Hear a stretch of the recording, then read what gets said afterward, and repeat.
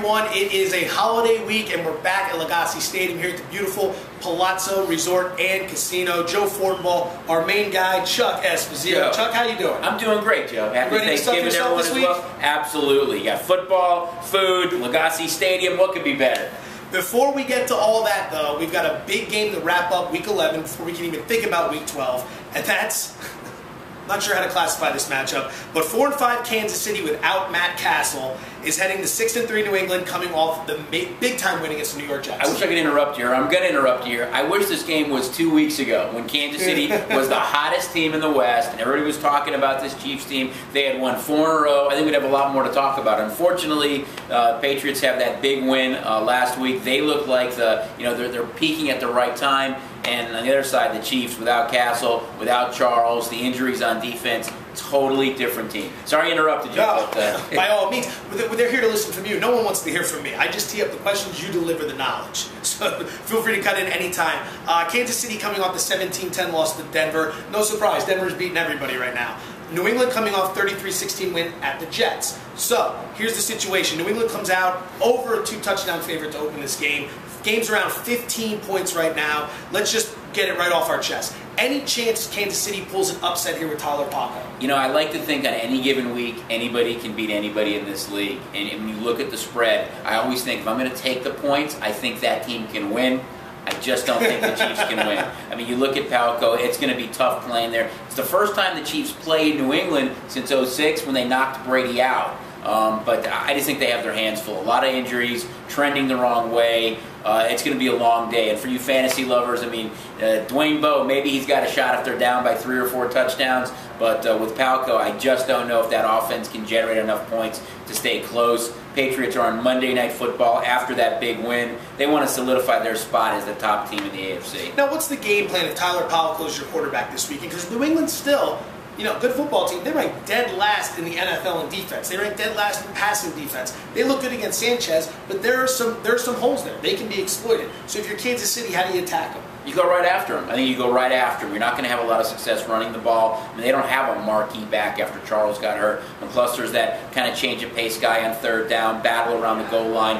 They don't really have that guy to go to. You look at their receivers with Baldwin and Breaston and Bowe. They're going to have to open it up and throw a lot. Tough place, though, with the elements, the weather, for Palazzo to go on Monday Night Football. This is a little bit off topic, but last year, didn't Green Bay go to New England on Sunday night with a backup quarterback and end up, they didn't win the game, but they kept that really close. I'm just throwing this out there. They did keep it close, but I think you look at Green Bay, and that was a dangerous team. Yeah. Even though their record last year, going into the last 2 weeks, I think they were 8-6, had to win those last 2 games. Nobody wanted to play them, but look at the weapons. I mean, they still had Jennings and Driver and Nelson. I mean, they had the guys intact, and it's a good Packer team. I just think with the injuries the Chiefs have had on both sides of the ball, you're really comparing apples to oranges here. I'm not saying the Chiefs can't score and move against that defense, but you're talking about a quarterback that just doesn't have any experience. And you look at Matt Flynn. I think Flynn will be the hottest guy in the offseason, either for trade or free agency. He's going to be starting for somebody in 2012, and it's not going to be the Packers. Yeah, it could be the Jets. Sanchez hasn't been getting it done. And it could be Denver because even though he's been winning, it doesn't seem like the coaching staff loves Tim Tebow all that much.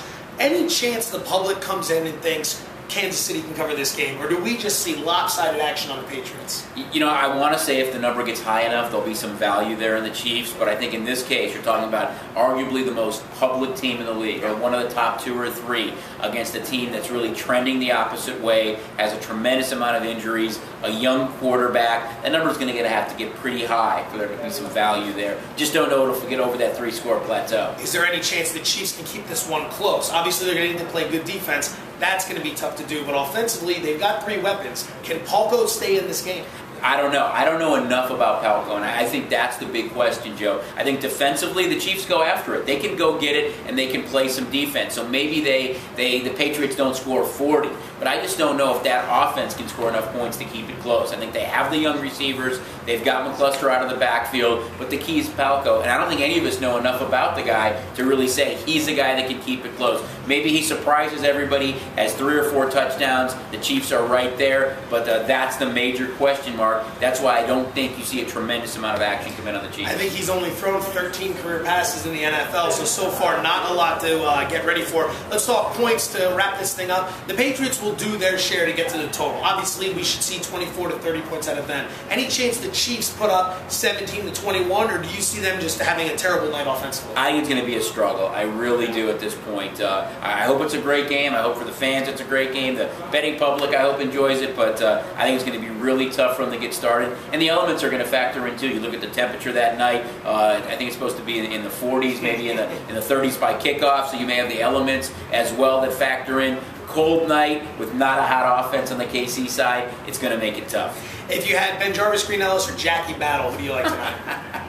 That is a rough one, you know. I mean, neither one of them. I had to deal with them all week. These are the type of questions I get. I got to come up with answers. With those two guys, I'd be looking to trade. I really would. I'd be looking to make a trade. I actually thought real quick that, you know, the most talented back for fantasy 4 or 5 weeks ago for the Patriots was Ridley. Yeah. And they've gotten away from the guy. He had that game-breaking ability. I think he had 2 touchdowns there in a 2-week stretch. He looked like he could break one at any time, and I just don't understand why they've gotten away from him. It hasn't been because of fumbles or anything like that. I think he's the change-of-pace guy they should use more often. But if Ridley was in the mix and I knew he was going to get at least 10, 12 carries a game, I'd take Ridley over those two. You're the man. Hey, happy Thanksgiving, Mr. Same to you, Joe. Esposito. Thank you. It's been a pleasure. We're very thankful to get you on Get Sharp all the time. You've been a great guest. I enjoy it, Joe. Thanks, buddy. Enjoy the game tonight, everyone. Hey, it's going to be a football game no matter what. You've got 3 more on Thursday. So enjoy your week. Happy Thanksgiving. We'll see you soon.